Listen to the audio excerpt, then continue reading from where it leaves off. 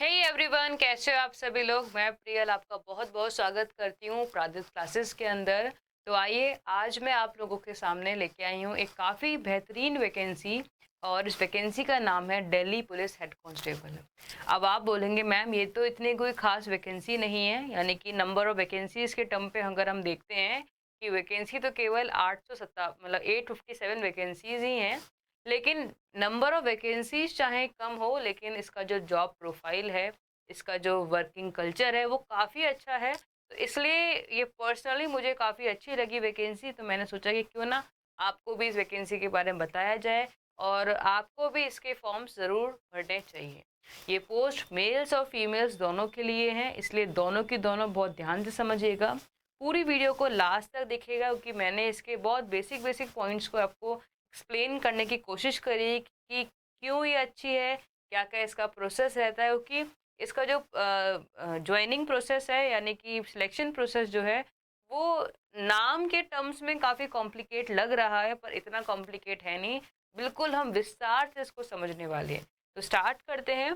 Delhi police head constable के अंदर आपकी दो वैकेंसीज निकली हैं। दो वैकेंसीज का नाम है AWO और TPO, असिस्टेंट वायरलेस ऑपरेटर और टेली प्रिंटर ऑपरेटर। ये दो वैकेंसीज का नाम है, ठीक है। टोटल जो वैकेंसी है इसके अंदर वो है 857, कुल मिला के 857 इसके अंदर वैकेंसी रिलीज हुई है। अब बात करते हैं इसका जो फॉर्म भरने की स्टार्ट डेट क्या है। 8 जुलाई को इसको फॉर्म भरने स्टार्ट हो चुके हैं। 29 जुलाई तक इसके फॉर्म भरे जाएंगे। 30 जुलाई पेमेंट करने की लास्ट डेट है, लेकिन आप लास्ट डेट तक वेट मत कीजिएगा, क्योंकि ये जो एग्ज़ाम कंडक्ट करवा रही है वो एसएससी कंडक्ट करवा रही है। और आप जानते हैं एसएससी की हालत क्या रहती है कि जब लास्ट टाइम चलता है तो सर्वर डाउन हो जाता है और आप फॉर्म फिल नहीं कर पाते हैं। तो इसलिए 1-2 दिन में ही इसके फॉर्म्स को अप्लाई कर दीजिएगा। करेक्शन भी आप कर सकते हैं, अगर आपने कोई मिस्टेक कर दी है तो करेक्शन की लास्ट डेट 2 अगस्त तक है। पर ऐसी नौबत ही मत लेके आइए कि करेक्शन करवाना पड़े, क्योंकि उसकी अलग से आपको फीस डिपॉजिट करनी पड़ेगी। तो एक्स्ट्रा फीस काय को देना, हम उसी में काम कर लेंगे। तो अपना फॉर्म जो है बहुत तसल्ली से और सावधानी से भरिएगा, क्योंकि होता क्या है, जब डॉक्यूमेंट वेरिफिकेशन होता है तो यही दिक्कत आती है कि हमने यहाँ पे ये चीज़ गलत लिख दी, यहाँ पे वो गलत लिख दी, यहाँ पे टाइपिंग मिस्टेक हो गई। तो बहुत ध्यान से तसल्ली से फॉर्म भरिएगा, ठीक है। फिर नेक्स्ट बात करते हैं इसमें आपकी जो फीस जो है, स्ट्रक्चर क्या है। फीस इसमें 100 रुपीज़ फीस है एस ओबीसी और जनरल वालों के लिए। SC ST और वुमेन के लिए फीस बिल्कुल भी नहीं, निल फीस है। मेल्स के लिए जो वैकेंसी है वो है 573, यानी कि मेल्स की वैकेंसी 573 है और फीमेल्स की है 284 vacancies. Vacancies number of vacancy को देके घबराना नहीं है, इतने कम वैकेंसी है, हम क्या क्यों भरें, ऐसा भरें। अगर मैं तो ये बोलूँगी, अगर पोस्ट अच्छी हो ना और केवल 10 वैकेंसी निकली हो तो भी आपको अप्लाई करना चाहिए, क्योंकि जो लाखों की जो वैकेंसीज निकलती हैं, जैसे कि आपने एनटीपीसी की हालत देखी है, वो वैकेंसी कभी फुलफिल पता नहीं कब तक हो पाती है। इसलिए जो कम वैकेंसी रहती है ना, उनका प्रोसेसिंग भी बहुत स्पीड से होता है, थोड़ा जल्दी उसकी ज्वाइनिंग भी मिल जाती है आप लोगों को। तो कम वैकेंसीज वाले फॉर्म आपको ज़रूर अप्लाई करने चाहिए। और जब वैकेंसी हेड कांस्टेबल की हो तो ज़रूर आपको अप्लाई करना चाहिए। एज की जो क्राइटेरिया के बारे में बात कर लेते हैं। 18 से लेकर 27 साल की उम्र तक के लोग इसमें अप्लाई कर सकते हैं। एज रिलैक्सेशन मिला हुआ है SC ST वालों को 5 ईयर्स का और OBC वालों को 3 साल का। इसके अलावा आपको एक्स्ट्रा एज रिलैक्सेशन भी मिला हुआ है, जैसे कि अगर आप एक्स सर्विस मैन है, उन सब में भी क्राइटेरिया है जो कि आप नोटिफिकेशन से चेक कर सकते हैं। ठीक है, नोटिफिकेशन में आपको अवेलेबल करवा दूंगी। नेक्स्ट है आपका एजुकेशन। एजुकेशन बहुत सिंपल एजुकेशन उन्होंने रखी हुई है। 10+2 रखा हुआ है केवल, यानी कि 12th, लेकिन मैथ्स और साइंस से होना चाहिए, तो ये आप इसके अंदर एलिजिबल है। और मुझे लगता है कि ज़्यादातर बच्चे, अगर आप कंपटीशन की तैयारी कर रहे हैं, तो मैथ्स साइंस वाले बच्चे हैं जो 10+2 में लिख के रखते हैं। उसके बाद बात कर लेते हैं इसके प्रोसेस का, मतलब यानी कि जो एग्ज़ाम प्रोसेस जो रहने वाला है वो कैसे कैसे रहने वाला है। एग्ज़ाम जो है वो आपके 4 स्टेप्स में रहेगा। पहला स्टेप रहेगा आपका CBT, यानी कि ऑनलाइन एग्ज़ाम जो रहेगा वो आपका। नेक्स्ट रहेगा PENMT, यानी कि फिजिकल और मेजरमेंट टेस्ट रहेगा। उसके बाद ट्रेड टेस्ट और टेस्ट ऑफ इंग्लिश और कंप्यूटर से। ये जो दो टेस्ट है ना बच्चे, इसका नाम सुन के फॉर्म अप्लाई नहीं करते। मेरे बहुत सारे मैसेजेस आए कि मैम ये क्या चीज़ें होती हैं, ये सोच के ही वो फॉर्म अप्लाई करना कि यार ये कौन बवाल है, कौन पढ़ेगा। पर अभी बताऊंगी ना मैं आपको कि ये दो चीज़ें हैं क्या, तो आपको लगेगा अरे ये था, तो इतना कठिन कठिन नाम क्यों रख दिया इसका। तो बहुत ही सिंपल चीज़ है। इसके बारे में डिटेल समझ लेते हैं कि इन स्टेप्स में होना क्या है। जो मार्क्स मिलेंगे वो आपको सीबीटी के मिलेंगे, यानी कि जो ऑनलाइन एग्जाम रहेगा, बाकी सब क्वालिफाइंग नेचर के रहेंगे, आपको केवल पास होते जाना है इन सभी एग्जाम्स के अंदर। लास्ट में डॉक्यूमेंट वेरिफिकेशन, मेडिकल टेस्ट रहेगा, उसके बाद आपको ज्वाइनिंग मिल जाएगी। ये आपका प्रोसेस रहेगा उसका ज्वाइनिंग का। आप पहली बात करते हैं सीबीटी, जो आपका पहला जो कंप्यूटर बेस्ड टेस्ट होने वाला है वो कैसा रहने वाला है। इसमें आपके 5 सेक्शंस रहेंगे। जनरल अवेयरनेस रहेगा, साइंस रहेगा, मैथ्स, रीजनिंग और कंप्यूटर का फंडामेंटल, बहुत फंडामेंटल यानी कि हर चीज का बेसिक रहेगा। 20 क्वेश्चन 20 मार्क्स, 25 क्वेश्चन 25 मार्क्स, 25 25 20 20, कुल मिला के 100 नंबर का पेपर रहेगा। और 100 क्वेश्चन रहेंगे, 100 नंबर का रहेगा, यानी कि एक क्वेश्चन 1 नंबर का आपका रहने वाला है। ये आपका क्या है, सीबीटी। ऑनलाइन जो टेस्ट रहेगा वो यही रहने वाला है। इसी के बेसिस पे आपको मेरिट डिसाइड होगी। जितना आप इसमें स्कोर करेंगे, ठीक है, ठीक है, इसमें स्कोर करेंगे, उसके बाद जो नेक्स्ट जो स्टेप में हो रहेगा वो है फिजिकल और मेजरमेंट टेस्ट। इस टेस्ट में कितने लोग बुलाए जाएंगे, जितने भी आपकी वैकेंसीज है उस वैकेंसी का 20 टाइम्स लोग जो है वो आपको इसमें बुलाए जाएंगे। कितना, वैकेंसी का 20 टाइम्स आपको इसके अंदर बुलाने वाले हैं केवल।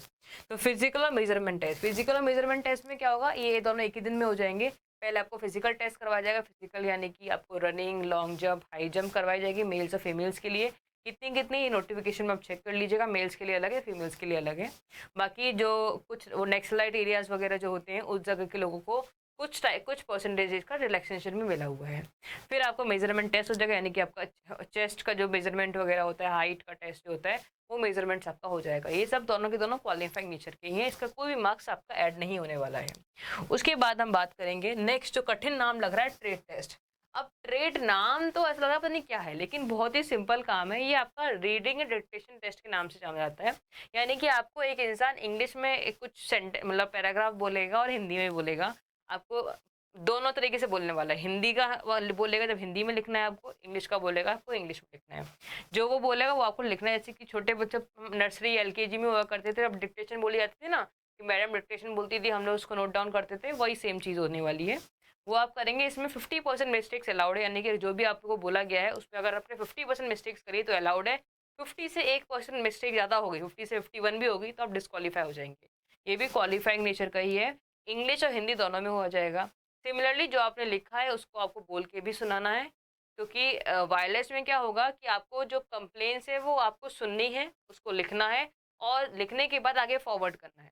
तो अगर आप जो जिसने कंप्लेन करी है अगर उसकी बात समझ के लिख ही नहीं पाएंगे तो फिर आप आगे फॉरवर्ड किस चीज़ को करेंगे।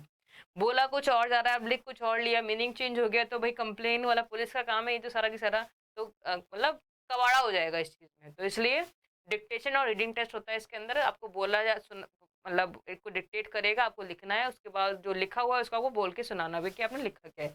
सेम इंग्लिश और हिंदी दोनों चीज़ों के अंदर होगा, ठीक है। उसके बाद नेक्स्ट टेस्ट जो होने वाला है वो आपका टेस्ट ऑफ इंग्लिश और कंप्यूटर्स। ये भी बहुत सिंपल सा टेस्ट है। इसमें आपके 3 तरीके के टेस्ट होते हैं, 3 स्टेप्स में आपका ये टेस्ट होगा। पहला वाला है English word and processing test. इसमें क्या होगा, आपको एक पैराग्राफ दिया जाएगा, उसको आपको टाइप करना है, ठीक है, उसको आपको टाइप करना है। नेक्स्ट है आपके इसके अंदर आपके 25 वर्ड्स की मिस्टेक्स अलाउड है। 25 वर्ड से ऊपर मिस्टेक्स होती है तो आप डिस्क्वालीफाई हो जाएंगे इसके अंदर। 25 वर्ड्स तक की मिस्टेक्स आपको अलाउड है इसके अंदर, ठीक है। और इसके अंदर जो मिस्टेक्स रहेंगी, अगर आपने कॉमा नहीं लगाया तो उसकी मिस्टेक भी काउंट हो जाएगी, स्पेस नहीं लिखा है तो भी उसकी मिस्टेक्स काउंट होगी, ये सारी मिस्टेक्स काउंट होंगी इसके अंदर।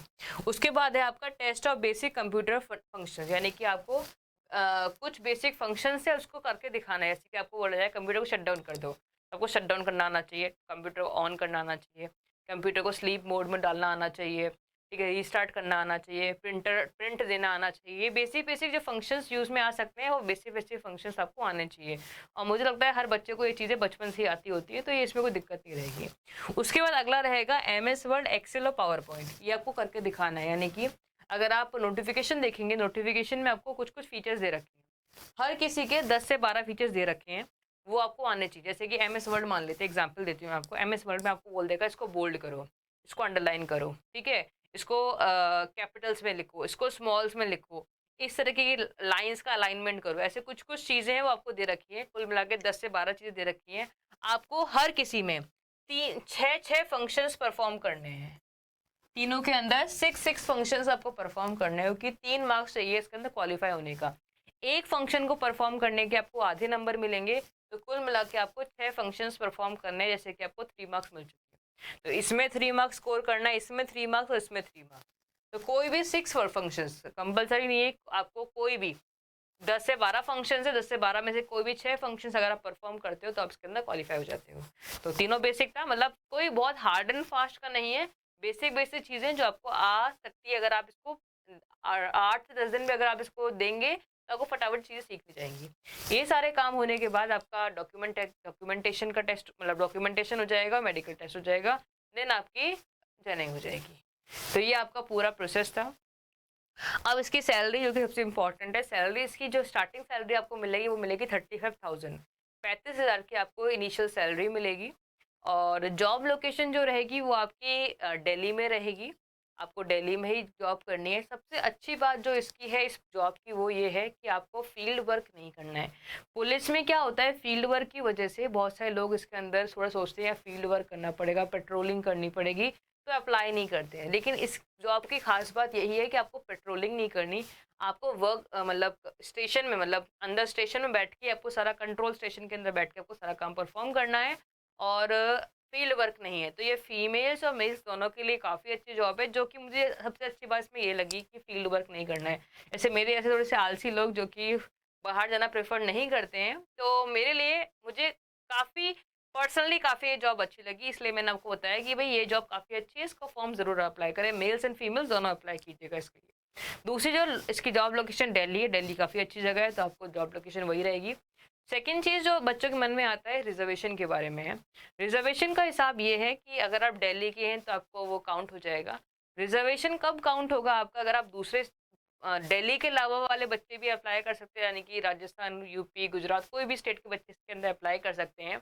लेकिन अगर आप सेंट्रल सेंट्रल लिस्ट के ओबीसी, एससी, एसटी के अंदर आते हैं तो ही आपका रिजर्वेशन काउंट होगा, या फिर कि दिल्ली के में आते हैं। अगर आप स्टेट रिजर्वेशन के अंदर आते हैं तो आप एज अ जनरल काउंट होंगे। यानी कि मान लो कोई भी ऐसी कास्ट है जो सेंट्रल की लिस्ट में ओबीसी में नहीं आती है, लेकिन अपने खुद के स्टेट में वो ओबीसी आती है, तो दिल्ली में जब वो अप्लाई करेगी फॉर्म में तो वो जनरल से उसको अप्लाई करना पड़ेगा। ठीक है, तो अगर आप किसी कैटेगरी से अप्लाई करते हो तो आप सेंट्रल वाली लिस्ट में आने चाहिए या फिर दिल्ली की लिस्ट में आना चाहिए। अगर आप केवल अपने स्टेट के लिस्ट में आते हैं रिजर्वेशन के, तो आप उसके अंदर एलिजिबल नहीं है, यानी कि आप एज अ जनरल अप्लाई कर सकते हैं। क्लियर है? आई होप आपको कोई प्रॉब्लम नहीं रही होगी। मैंने आपको सबको बता दिया कि इसके अंदर प्रोसेस क्या है, आपको लोकेशन क्या है, जॉब प्रोफाइल क्या रहेगी, इसकी सैलरी कितनी है। तो मेरे अकॉर्डिंग काफ़ी बेहतरीन जॉब है, आपको ज़रूर अप्लाई करना चाहिए। और ऐसी बहुत सारी अच्छी अच्छी वैकेंसी, अच्छी यानी कि जो आपके, मेरे अकॉर्डिंग आपके लिए बहुत सुटेबल, मोस्ट सुटेबल जो वैकेंसीज रहेगी उसकी वीडियोज़ में लेके आती रहूँगी। तो आप चैनल को सब्सक्राइब कर लीजिएगा, और इस वैकेंसी के बारे में आप ज़्यादा लोगों को शेयर कीजिएगा, कि बहुत सारे जो लोग क्या सोचते हैं पुलिस की नौकरी नहीं कर पाएंगे, लेकिन कभी कभी पुलिस की नौकरी भी अच्छी नौकरी हो सकती है। ठीक है, तो आप इसको ज़रूर ध्यान में दीजिएगा, अपने दोस्तों को शेयर कीजिएगा। तो मुलाकात होगी नेक्स्ट वीडियो में, जब तक के लिए बाय, टेक केयर, जय हिंद, जय भारत।